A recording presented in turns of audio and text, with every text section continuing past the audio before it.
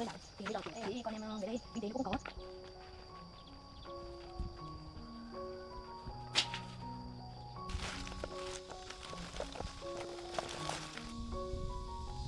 Đẹp đỏ đẹp đấy.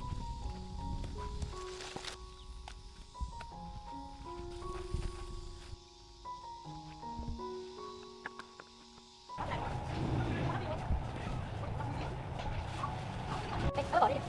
Đúng ngon rồi, có lấy không? Được. Bác ơi, mình nghỉ thôi. Không cầm nha. Nghỉ rồi.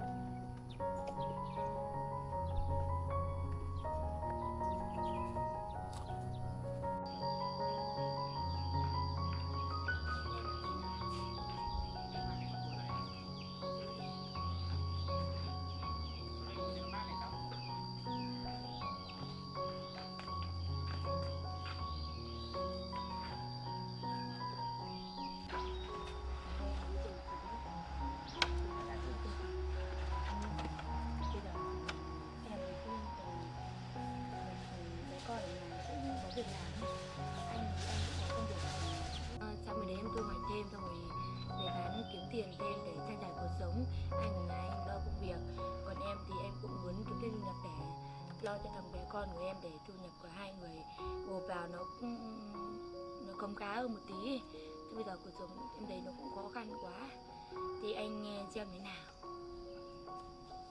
Cuộc sống khó khăn như vậy cô cũng cố gắng như vậy. Cô đi thu hoạch dứa đi, không để tôi ở nhà tôi sẽ làm cái dàn bước kia trước cửa vườn kia, để sau này có cái để mình bán kiếm thêm thu nhập. Cú ở nhà chơi với chú. Bây giờ con ở nhà chơi với chú nhá. Bây giờ mẹ vào mẹ lấy cái nón, xong mẹ đi thu hoạch dứa về bán tiền. Mẹ con mình tranh thủ cuộc sống với chú nhá. Nhà ngoài nhá, có gì giúp chú nhá. Chú đi. Nghe lời chú biết chưa?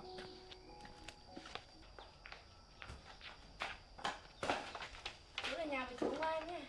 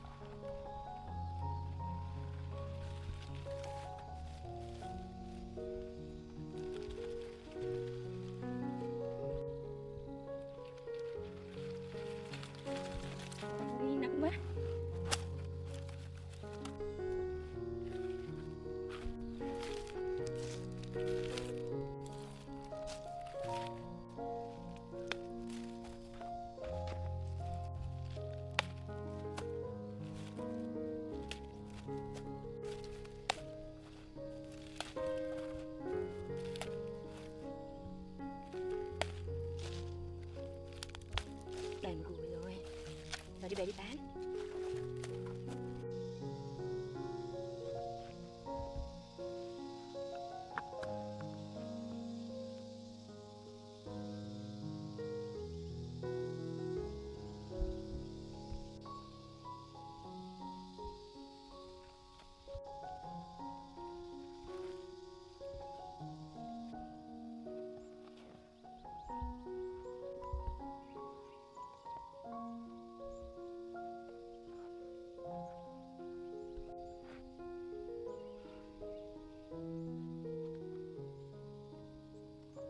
Này nào đây nào.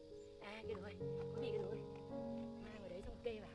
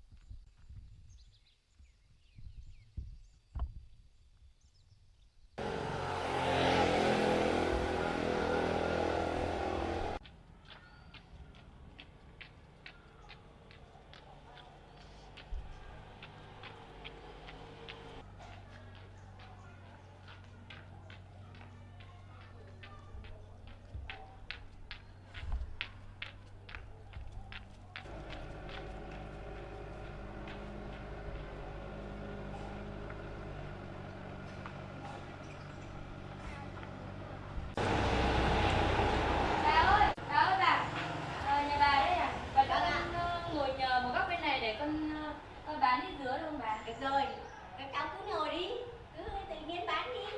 Dạ vâng. À, thế bà có cái gì không để cho con xin thì tấm bà ra một cái gì đấy để con Đây, bà có cái gì? hỏi đi. Đây, đây. Đây à, đi đâu mà con bà nhé.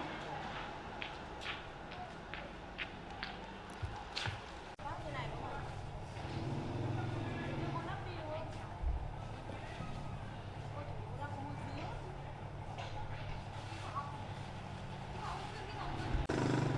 Mày về đưa con đi cái tóc đi.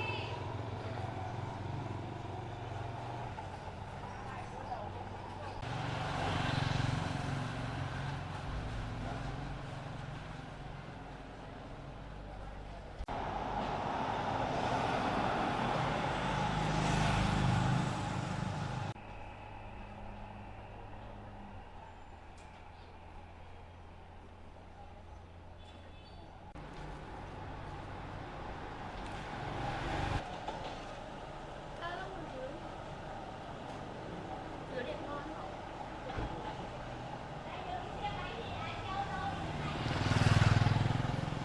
Đây, bác bỏ đây đi ạ. Dứa ngon ngọt lắm. Bác có lấy nữa không? Thôi lấy vậy thôi. Dạ. Có bác 15.000 thôi ạ. Nào có tiền được. Tôi cảm ơn bác nhé. Làm gì anh? Dứa ngon lắm, dứa có 5.000 quả thôi, ngon thơm ngon lắm. Lấy luôn 15 quả đi. Dạ, đây, chúng ta đây chọn 2 quả. Vâng, ngon lắm, thơm ngọt cực.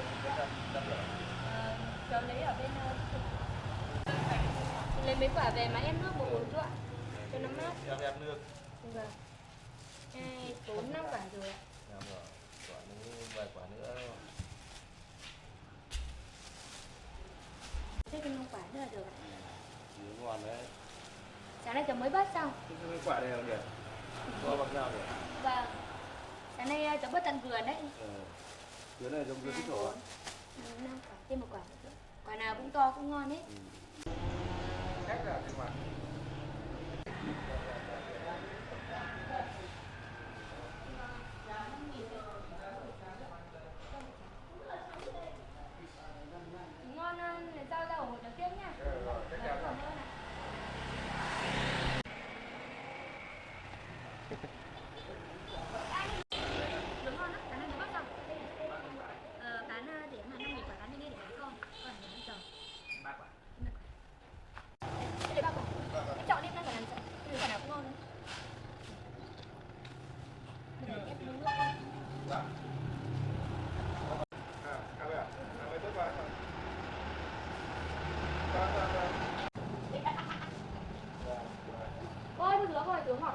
quả nhìn cũng ngon nhỉ.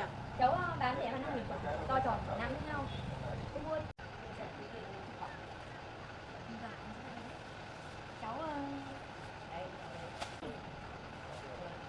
cái bàn bật lấy.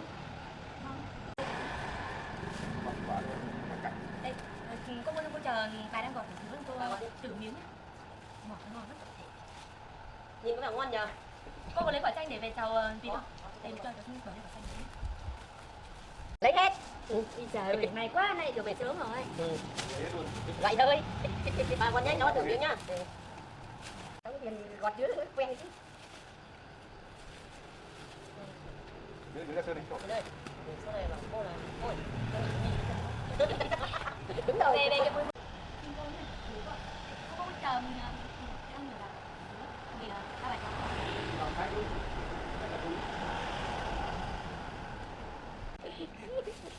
làm như thế nhỉ. vâng cháu cũng vừa bán được ít dứa nên là cũng ít tiền về Quá quá ít. Quả dứa này lấy rau để cháu. Đấy, cơ mà. Rau này có sẵn. Có phải cô về cô lấy ra. và hôm nay cháu cắt tặng cho trong người cô thầy cô lấy ra. Cắt ra để bảo cháu cũng mang đi ra để cháu cắt dứa nhưng mà đang có không cắt. Mấy bao này phải số.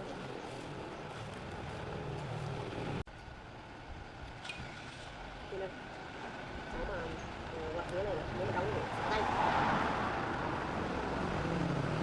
Đến đây đi giúp như này.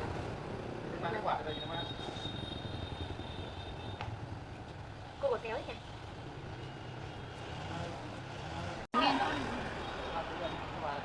Không phải chạy bài sao ạ? Vâng, cháu thấy cái dao này quật đó.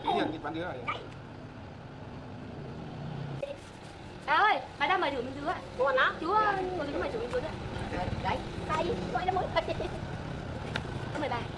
Đi nào.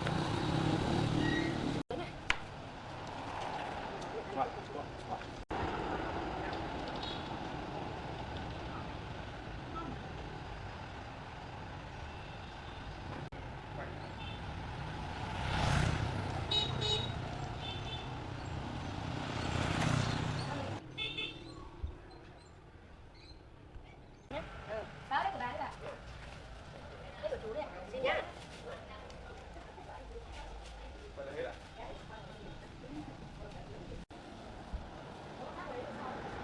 Đây.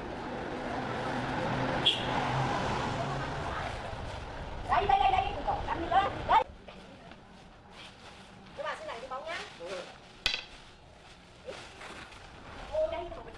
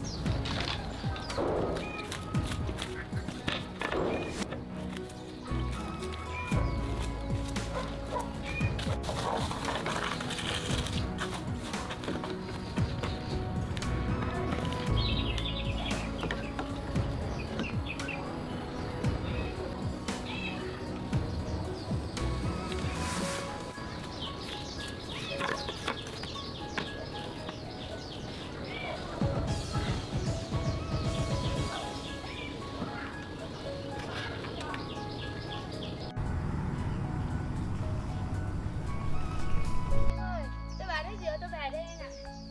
Cô đi về rồi đó. Cô lấy hộ tôi cử này.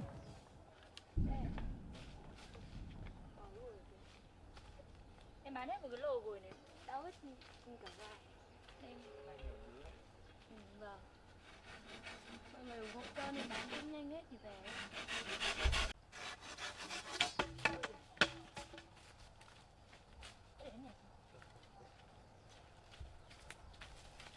Sắp xong rồi. Cái này là mình sẽ dự định mình rào cái gì đây? Mình trồng cây đang tính là trồng mướp. Mướp là Mướp. mướp đắng.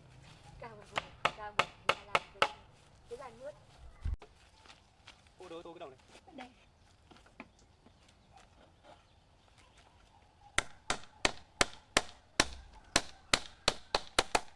Bên này đây.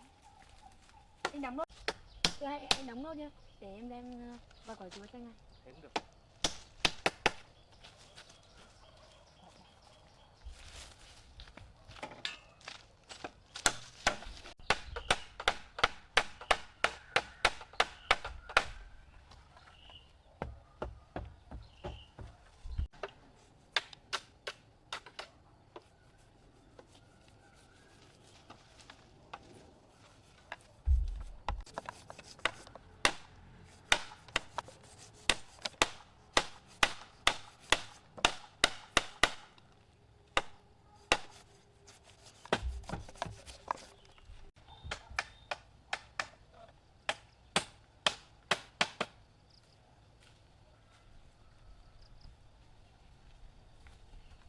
Ôi, chuối thì ngon đấy. Vâng. Anh mới bắt xong.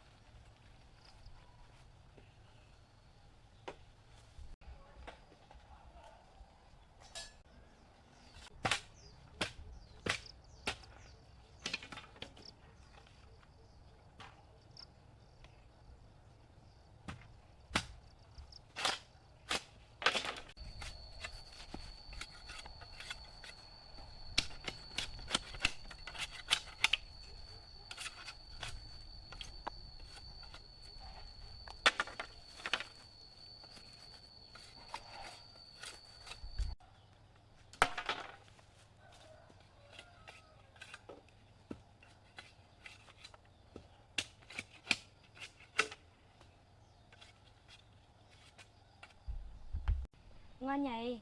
Yêu đấy. Cho tí cho ăn.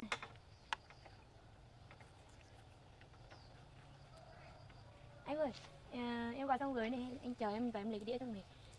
Mang cho anh ăn sau nhé.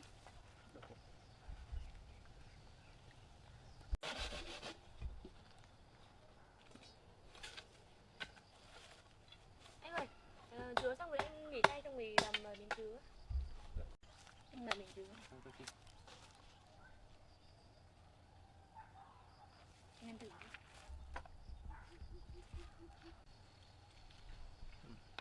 Dứa ngon quá. Bắt tại vườn không về ăn luôn ấy, tươi ngon.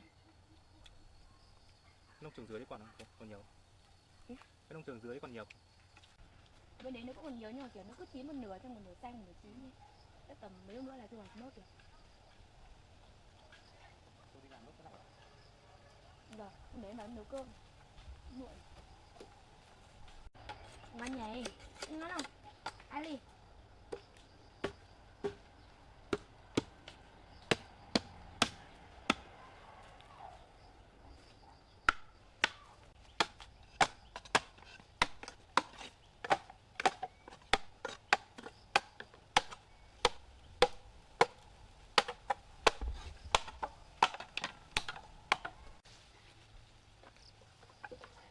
Anh ở đây bạn nốt. Tôi đang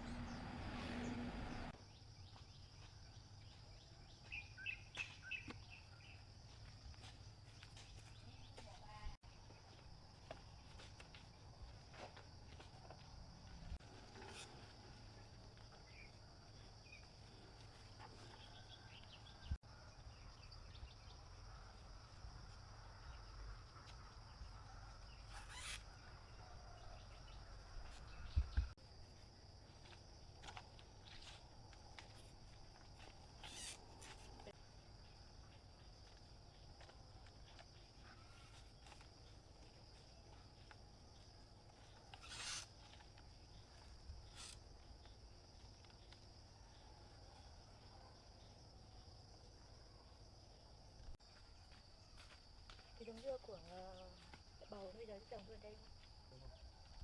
Đúng cái bầu này đúng không ạ? Cô này trồng cái đây cô. Mà đây là xây dài như không phải là bầu dài như này đâu. Thì Ngắn liệu ngắn này được. Tầm thế này thì nó ăn nó ngon hơn.